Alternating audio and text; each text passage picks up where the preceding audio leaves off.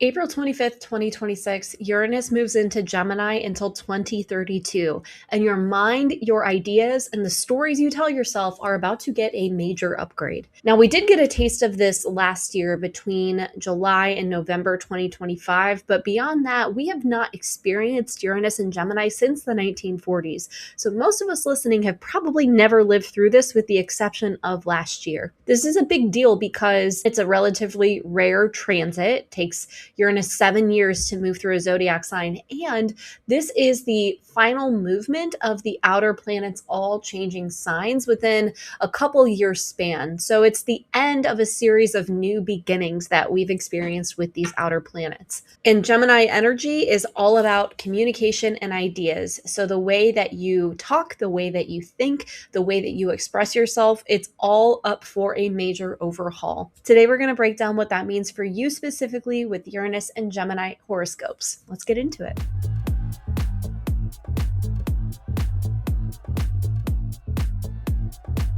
Hey everybody, welcome back. It's me, Dana Solara, and I'm so happy to be here with you to talk about Uranus and Gemini, a transit that I am personally very excited about. I happen to think that personally, there is a lot for us to gain with this transit. I want to mention too, I did a full breakdown of this energy and how to co-create with it over on Nightlight Astrology. I encourage you to check that video out as well because I really broke down what the invitation of this transit is for us on a personal level. But to summarize, it reminds me of the principle of improv, yes, and. The idea is that when you're in an improv scene with a partner, you don't say no to whatever weird, wild shit they bring in to the improv moment.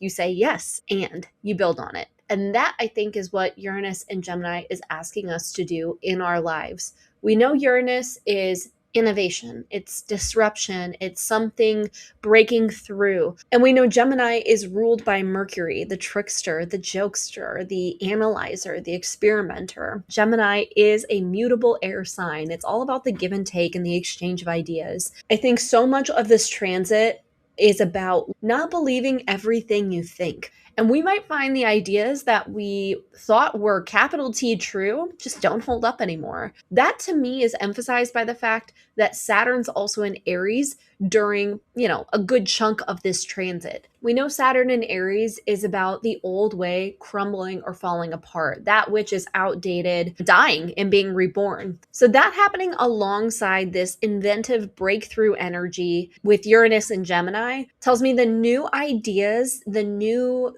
thought processes, the new ways we want to communicate, they're coming in quick. And it's my intention today to help you understand what that means for you personally with these rising sign horoscopes. Let's get it started with Aries. My Aries rising friends, first of all, you got a lot going on, Aries. You've got Neptune and Saturn here in your first, really transforming your self-concept and challenging and breaking through the old, outdated ways you think about who you are and your identity. The ways you show up in the world are getting an upgrade, whether you're ready for it or not. But I think it could be a really beautiful transcendent experience. Uranus is going to enter your third house, and the third house was called the house of the goddess. It's where the moon rejoices. It's a place that's affiliated with your local culture, with your siblings, with kind of the cultural perspective that you grew up with. It has to do with your local environment, your neighborhoods, that sort of thing. So there is a breakthrough and a transformation when it comes to how you move about your day. Also, it could have to do with communicating. I think that you are going to find you have some wild new ideas, and they might come through with other people. This is an important part of Gemini being the air sign that we're in. It's the sign of the twins. So it's always dealing with the duality, the both and of things. And I wouldn't be surprised if new people come into your environment or the environment itself is changing and so you have to change. Something as mundane as your typical route to work, there's road closures or suddenly there's a sinkhole in the road. That's random, but I wouldn't be surprised with Uranus. And you've got to take a different way to work now. There are disruptions and innovations in how you move throughout your day. This could also definitely be about your siblings. When it comes to Hellenistic astrology, which is the primary lens I use, we look at the chart not as only encompassing your psychology, but as representing the context of your life. And when we're talking about the third house, we're again talking about your local environment and also your siblings. So it could be that your sibling or siblings are going through some kind of change, some kind of upheaval, and maybe you are there for them, helping them. Maybe they are inspiring you to change things as well. Maybe you are helping them, and that is disrupting your everyday routines. Overall, I think that you're going to have some really radical ideas about how you want to move through your day and what you want your life on like a daily basis to look like. That's getting an upgrade over these next 7 years. When we look at Taurus on the ascendant, we have Uranus entering the second house. The second house is the house of your talents, assets, and resources, not just your material resources, but also, again, your talents, what you have at your disposal to use to help you out in the world. And I wouldn't be surprised if someone comes in and helps you cultivate some kind of new talent, some kind of new way of using what you have. With this backdrop of Saturn and Neptune in your 12th, there's some kind of shadow work that comes along with this. There's a way in which you might be afraid to embrace this new way of using your talents. Maybe you're a singer and you really are feeling called to use your vocal talents in a way you've never used them before, but it scares you to put yourself out there. Could see you working through that over these next 7 years. Obviously, not specifically with singing, but just being able to use what you have at your disposal in a new way that I do think might be somewhat confronting on some level, but that doesn't have to mean bad. It just means that you're going to get a little uncomfortable, and that is the Uranus experience. If we think about what Uranus is about fundamentally, it's change, it's transformation and breakthrough energy, getting out of your comfort zone. That is never comfortable. That's why it's called getting out of your comfort zone. So don't be afraid. Embrace it and notice when new people and new ideas come in that inspire you to try something different or use the tools, talents, or resources you have in a new and innovative way, because there's something for you there that will help expand your mind about what is possible for you. When we think about Gemini on the ascendant, look, I'm excited for you guys because this is a big breakthrough in your self-concept. The way you are showing up in the world is changing. You are getting new ideas about your identity. This could be as superficial as a makeover situation. You're changing your style, you're changing your hair, but it could easily be much deeper than that. The way that you understand who you are as a human person. I always talk about the first house through the lens of the ascendant being the eastern horizon. It's where day and night meet. Because if the ascendant is the eastern horizon, the descendant is the western horizon. Everything above that line is the daytime part of the chart. Everything below is the nighttime part of the chart. Given that's where day and night meet, there's a way in which the first house represents spirit coming into matter, where your soul and your body meet to create the human person that you are. So that conception of yourself is changing. And along with that, we've got this backdrop of Saturn and Neptune in your 11th house of dreams and aspirations. And I wonder if your kind of North Star vision for your life is also changing right now. We know Saturn's in fall in Aries, and so that might feel a little challenging. You might have been working really hard toward a specific goal that is no longer really feeling aligned anymore. And I want you to embrace that, because Uranus in Gemini is saying your identity is really changing. And it makes sense then that the old goals that you were striving toward, that 11th house energy, they don't really track anymore. They don't really make sense for you in this season of life. So stay open.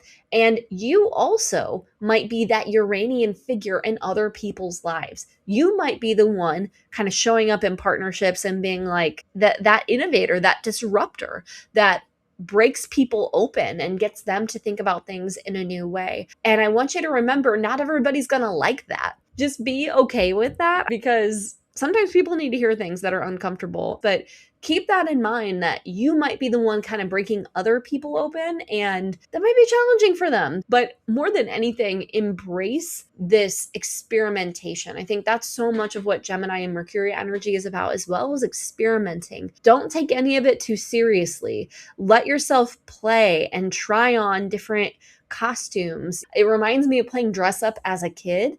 This is a time, this 7-year period, where you get to try on different outfits, put on different goofy hats, metaphorically, of course. I mean, literally, you could do it too if you wanted, but there's an opportunity to be very playful in how you show up in your identity. And that is going to open up some new ideas about who you truly are. I'm excited for you guys. Okay, with Cancer risings, we've got Uranus entering your 12th house. So it's no secret, this is a time of deep shadow work.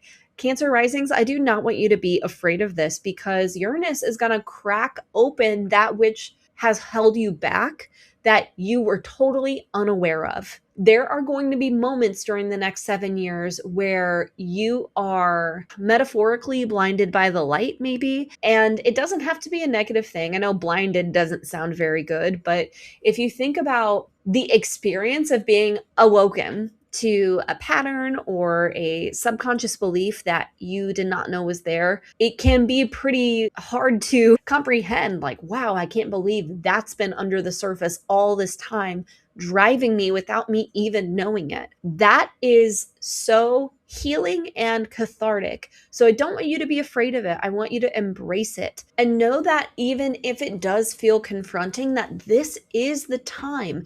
Astrology is a spiritual language of timing. And what this is telling us that Uranus is entering your 12th house is that it is time for these subconscious, unconscious beliefs to be made manifest, to come to the surface. We do also have this Neptune Saturn situation in your 10th house. So there's something changing in regards to career. There's maybe new responsibilities that you are having to take on. Your role might be changing. And in some ways, I think this might also kind of activate that identity question that we were talking about with Gemini risings, having Uranus in the first house. Because anytime we have a 12th house transit, we become aware of that which is pulling the levers without us noticing. I always think with the 12th house about that image from the Wizard of Oz where they pull back the curtain and they see who's really pulling the levers. That is what the next 7 years are going to be like.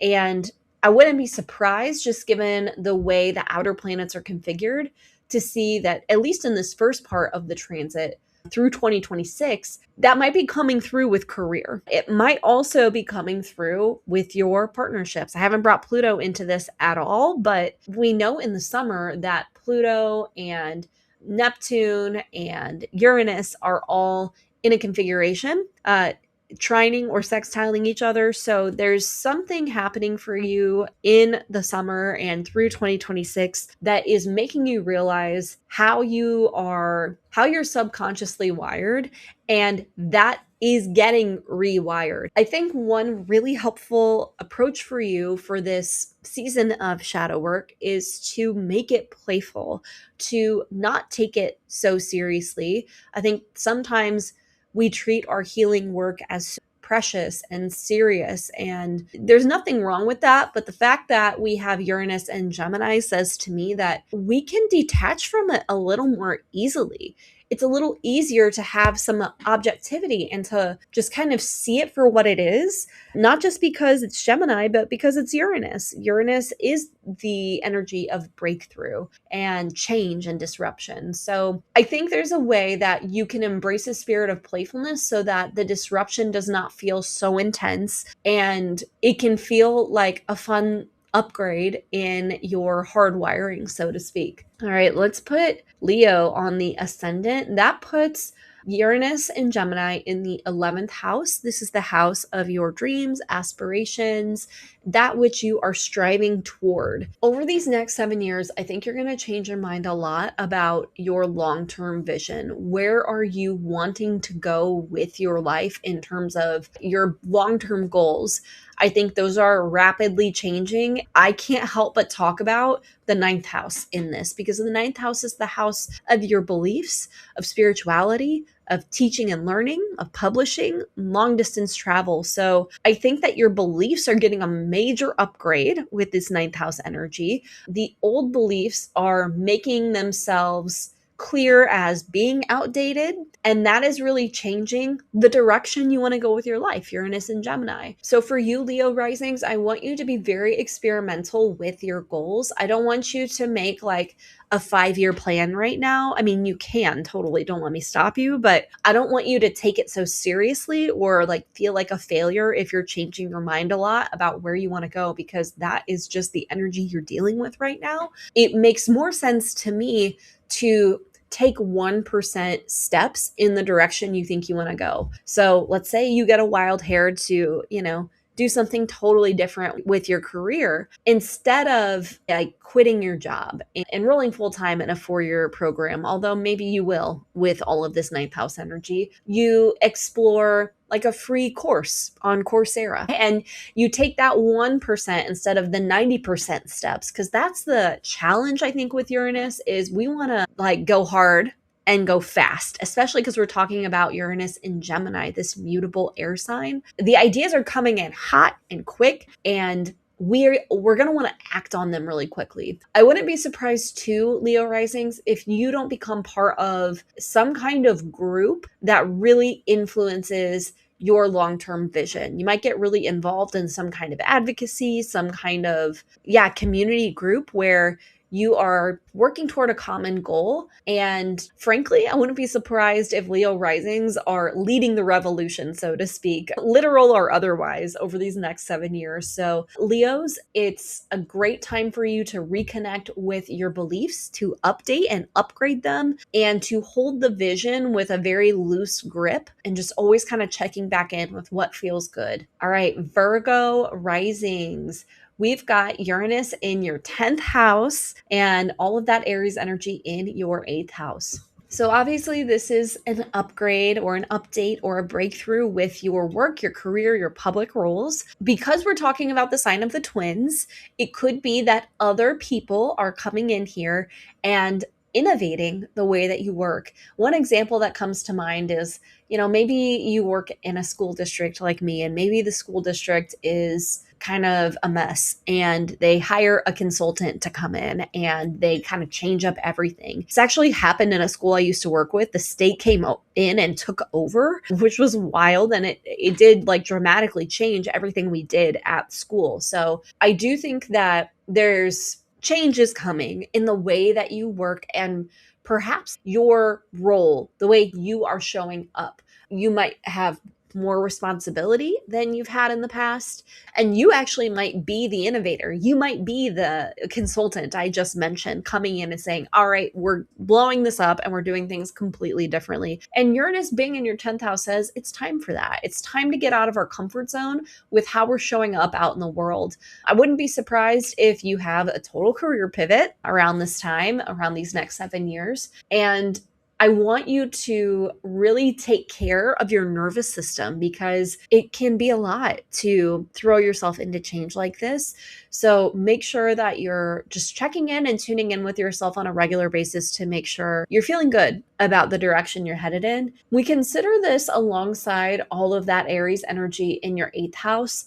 I think that you're learning how to give and take in a different way right now. The 8th house is about our shared resources, the ways in which we merge, our fears. And, when I think about a Virgo rising, I think about someone who gives and gives and gives, and someone who does not like to ask for help. Maybe that's a stereotype, but this is what I've seen with Virgo risings. And so there's a way in which you're learning with all of this 8th house energy to not do everything yourself and to learn who you can truly trust. I don't know how that will connect or if it will connect with what we're talking about with the 10th house, but if it does, the common thread I see there is a different kind of independence, an independence that's rooted in knowing you can ask for help and not in the feeling of, I have to do this myself if I want to do this correctly. I would say for you, don't be afraid to say the things that need to be said, especially in regards to your work. Don't be afraid to step into a new role. It's time to experiment with that. Pay attention to the people at work and in your public roles who come in and inspire you or give you a brand new idea about how you could show up in the world, and give yourself the space and freedom to play and explore that. Okay, my fellow Libra risings, listen, I'm really excited for us. This is a big upgrade in our beliefs. The ninth house was called the house of God. It had to do with spirituality, with religion, with divination, such as astrology, and then, long-term travel, publishing, teaching. So I wouldn't be surprised if a lot of us are going back to school in some way, getting some kind of new certification, getting into all of the weird shit like occultism. And listen, I love it. Like, I'm saying weird with the highest praise because this is clearly what I'm into, but we are really getting a fundamental upgrade in the stories we tell ourselves. I talked in my Nightlight episode about Uranus and Gemini, about the Truman Show, and how I thought that it did such a great job encapsulating what Uranus and Gemini is all about. And in that movie, if you're not familiar, starring Jim Carrey, he plays this guy, Truman Burbank, who unwittingly is the star of a reality TV show. He's completely unaware because he was adopted by the filming studio as a baby and just grew up on a TV set without ever knowing it. So the creator of the show is being interviewed at one point, and he says, "We accept the reality with which we're presented. It's as simple as that." Libra risings are not accepting the reality with which they're presented anymore.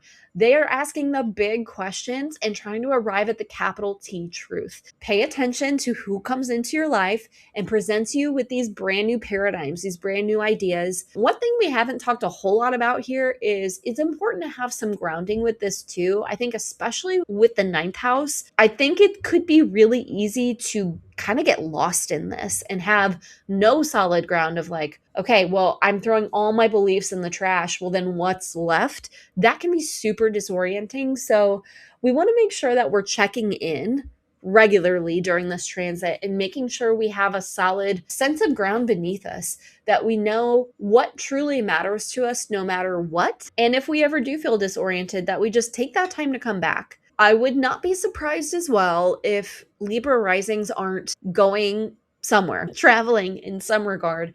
I'm thinking now about what's going on in the seventh house with Saturn and Neptune. There is definitely a change in relationships happening right now. It doesn't have to mean a breakup, but old ways of relating with our partners are no longer working. I really think Libra risings with all this seventh house Aries energy are learning how to self-advocate in a way that's not passive aggressive, which we can do. We can be like that. And there could be a way in which helps us understand some deeper beliefs and upgrade these deeper beliefs that the ninth house indicates. I'm excited for the learning journeys we're about to go on, and you may feel compelled to take the mic, so to speak, to share those ideas with the world. So it's a great time for writing. It's a great time for creating a podcast, for learning, and just exploring all of the rabbit holes that pop up and seem exciting to you. When it comes to Scorpio risings, we're talking about Uranus entering your eighth house of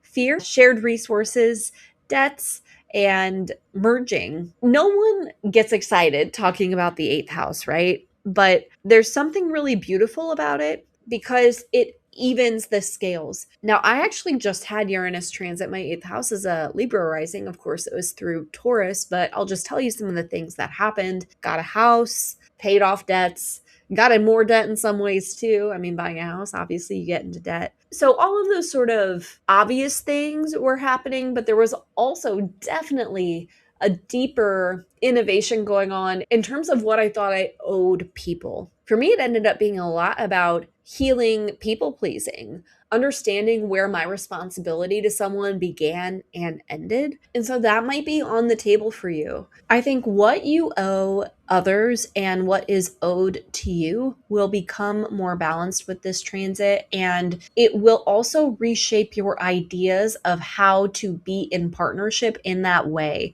Meaning, how do we know how much to give, how much to take? How do we be in a fluid exchange in regards to that? Because the fairness of a give and take situation is not always so cut and dry. And because we're talking about Gemini energy, it signals that there's some kind of dialogue happening. There's some kind of exchange of ideas. And we might be a little more open to innovating how we pair up with people and the ways in which we're willing to share what we have. I also think with this energy in Aries, in your sixth house, Neptune and Saturn here, that your work is like you're working hard right now. There might be something going on with health where you're trying to really cut out some old habits that are no longer benefiting you, or it's becoming obvious they're not benefiting you. And we're trying to kind of tune up and tighten up, I think, our health regimen when it comes to Scorpio rising. So that with that in mind, the Uranus situation in your eighth house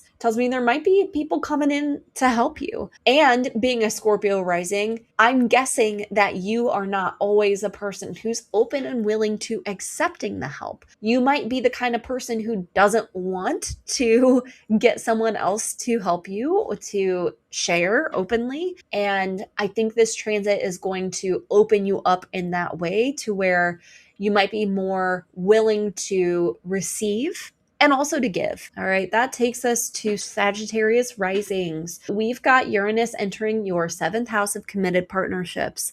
I want to say this. Do not be afraid. I'm saying this to almost everybody, and I should say it to all of us. No one should be afraid of this. We're never afraid of the astrology. I don't want you to look at this and think, oh my God, my relationship's going to end. Your relationship will change. Absolutely. Because Uranus innovates. It is disruptive and it is breakthrough energy, but it doesn't mean that it's break up energy, okay? It's going to highlight the cracks in what's not working and force innovation. This is a really good time for you to be beefing up your communication skills. I think that this transit will force you to become a better communicator with your partners. And it could be that your partner or partners are that Uranian force here. Like they are the ones going through a lot of change and upheaval. And you are obviously affected by that, but it's less about your psychology and more about what's going on with them. You've also got all of this energy in your fifth house with Saturn and Uranus. And so I wonder about the kids in your life, first of all. Are you having a hard time with your kids right now? Are they giving you a hard time? Do you have teenagers in your house? I know what that's like. Or a 3-year-old, a three-nager, if you will. But if you don't have kids, there's also a way in which this Aries energy in your fifth house is saying it's time for you to create something new. I wonder about any kind of artistic or even sexual stagnation and that being updated and upgraded. So it's a really good time to experiment with your partner or partners. And I'm not just talking about sexually at this point. I mean, in any way, shape, or form. Conversations that open you up and help you see a new way of relating to other people and being open to this Neptunian energy in your fifth house that really wants to connect you to something transcendent and universal. I think it could ultimately be a very generative, beautiful time for you, but you have to be open to letting go of whatever Saturn is trying to get you to let go of. This is more of an intuitive hit than anything, but I just got this sense of gripping. And I think that Saturn in your fifth house is asking you to let go so you can have a little more fun. And alongside that, kind of embracing whatever roller coaster ride your partner is going on right now. And just simply having an openness to that, it might give you something new vicariously through your partner that you weren't expecting, weren't necessarily wanting, but could open up a whole new avenue for you too. So I'm excited for you. Okay, Capricorn risings, you've got Uranus in your sixth house of work, daily routines, and health. So you are updating, upgrading your health. You're paying more attention to what feels good. You're getting new ideas about health. Maybe you're doing research on different diets like keto and things like that. Maybe you're trying brand new workout routines. Maybe your daily work is changing completely. maybe you're not getting a brand new job, but the actual daily work is changing. For example, as a teacher, I teach, but there is such a thing as co-teaching where there's another person in the room teaching with you. And it's something like that where maybe your job as a whole is not changing, but there's something very different about how you're doing your work on a daily basis. And because we're talking about the sign of the twins, Gemini, I wouldn't be surprised if you're having to partner with someone in a different way than maybe you're used to. So try to stay open to that. I think as a Capricorn rising, you probably don't love group work or partner work, which I totally get. I think any cardinal rising sign is not a group work person. We are type A people and we like to be in charge. But when it comes to this, just stay open, embrace the experimental nature of this, be willing to try new things, because you might find in trying those new things that there's a whole new world available to you that you never would have found otherwise, that there's an entirely new way to go about your work that makes it really fun and interesting and sparks your curiosity, that there's a new way to move your body that feels really good and is actually like gives you a community. I'm thinking about Gemini being this exchange of ideas. Maybe you meet some friends. And so I like that for you a lot. You've got Saturn and Neptune in your fourth house of home and family. There's something that's changing about home and the way that you relate to your family. It could be that you're moving. It could be that there's something coming up that you're having to contend with that's a little challenging. With Saturn here, I almost think about like having to clean out somebody's house. Like somebody passes away and you have to go clean up the house and get everything in order. There's some kind of challenge when it comes to home life. And so it's super important, I think, that you establish some really good self-care. And, the fourth house can also be about the basement of your inner world. And so I wouldn't be surprised if you're working through something internally, whether that's a belief you have about yourself, it's something to do with family. There's a way in which, if that's the case, that the sixth house energy could really be an outlet for that. Like if you're able to lean into the fun and playful experimental nature of this transit in your sixth, there's a way that you can whistle while you work. That's very sixth house. There's a breakthrough when it comes to hard work. Like I think hard work pays off here.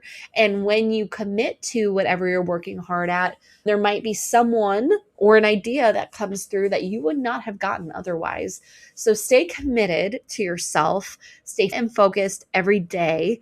Try not to get swept up in the minutia. I think that's kind of what this fourth house is saying here, that it can feel kind of heavy right now. But if we can find those moments of freedom and playfulness in our everyday work, in the way we take care of our bodies, our mind, body, spirit connection, then we can have a level of transcendence amongst these harder times. All right, Aquarius, we've got Uranus in the fifth house here. And I really like this for you in terms of artistry, playfulness, creativity. You are tapping into a level of fun that you may not experience a lot of the time. I think Gemini in the fifth house is so fabulous because Gemini is already playful, and the fifth house is a lot about being playful, having fun, being creative, that generativity. And, I haven't really brought Pluto into any of these horoscopes, but for you, I can't help but look at it because it's in your first house. So clearly there's a catharsis when it comes to identity. We are evolving over these next several years with Pluto here. And we know that Uranus is going to trine Pluto. So I think that you are stepping into a period of time where you get to be very artistic and creative. And I want you to find people that bring that out in you, because that is Gemini. It's the other. It's the collaborative process that can really take a good idea and make it a great idea. So if you could find any kind of community that helps bring that out in you, like this reminds me actually of, in the artist way, the concept of the artist date once a week. doing something that nourishes your inner artist.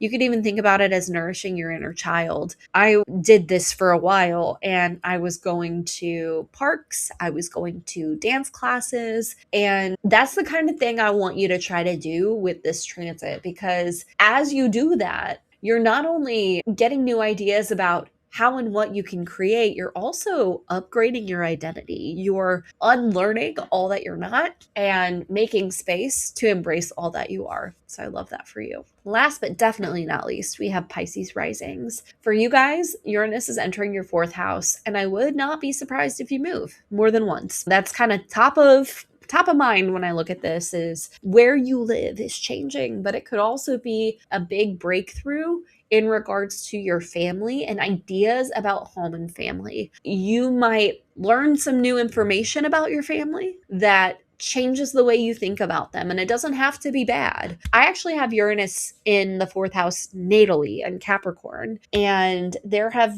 been many changes, disruptions, upheavals when it comes to my family of origin and how I think about them and how we relate to one another. And some of it's been secrets coming to the surface. So I wouldn't be surprised if new information comes up about family. You might be having conversations with family members, doing some kind of genealogical research that gets you this new information and really changes your paradigm about family and what home is. I think too, anytime you move, it prompts a reflection on what home and family means to you. An example I'm thinking of is you grow up in a small town, you leave at 18, and then you come back maybe during this transit and you're like, wow, this does not feel like home anymore. It's something like that. And it doesn't have to be sad, it doesn't have to be a loss, but it's simply that the idea of what is home, what feels like home, is changing. We think about Neptune and Saturn in your second house. You are being called to use your talents in a new and different way that may feel uncomfortable. You may be having to walk away from old ways of utilizing your resources and talents. That's what Saturn here tells me, that something has run its course in terms of how you're utilizing those assets you have access to. And that can be challenging. And it may be connected to this idea of moving or home being up for review and evolving. So I think for you especially, it's super important that you have a grounding practice, a practice of coming back to yourself where you can arrive at a foundation within yourself that feels solid no matter what is changing externally. I think if you can embrace that change, both in regards to your talents and resources and potentially your literal home or the way you relate to the concept of home or relate to your family, that you're going to find there's a lot more freedom available to you. Even in a scenario where, let's say, you're afraid to leave home and you get kicked out of your house, which is kind of an extreme manifestation of Uranus and Gemini, but even something like that is so good for your growth because it forces you to create a home for yourself. Look for the people who feel like home, who help you develop a deeper sense of home and stability and groundedness. Have conversations with people who are familiar with your family, with your upbringing, that you feel that you can be truly seen with. That's going to be really, really important for you as you navigate these next 7 years. So guys, let me know what questions you have. I know this was a lot and, it's 7 years, so it's a long time. Nothing's going to happen overnight, although it is Uranus. So expect the unexpected always. But again, the big advice for everybody is to play, to try to have fun with this, to embrace the spirit of improv so that it can be an experiment rather than a, scary kind of tower moment. It does not need to be scary or bad. We know change is inherently uncomfortable, but that doesn't have to mean it's negative. So trust the process, embrace the changes that come through. And if you want to go deeper with this, I do have a guide to co-creating with Uranus and Gemini that's in the show notes. You can get that for free, and it will help you really actively, intentionally show up for this energy. If you've got questions, drop them in the comments. This is on YouTube as well as every major podcast platform. I know Spotify takes comments. If you're not listening on either of those platforms, you're welcome to DM me. I'm on TikTok and Instagram at Dana, Dana, Solara. I'm very excited to see what this brings, and I hope you are too. Happy Uranus and Gemini, and I'll see you next week.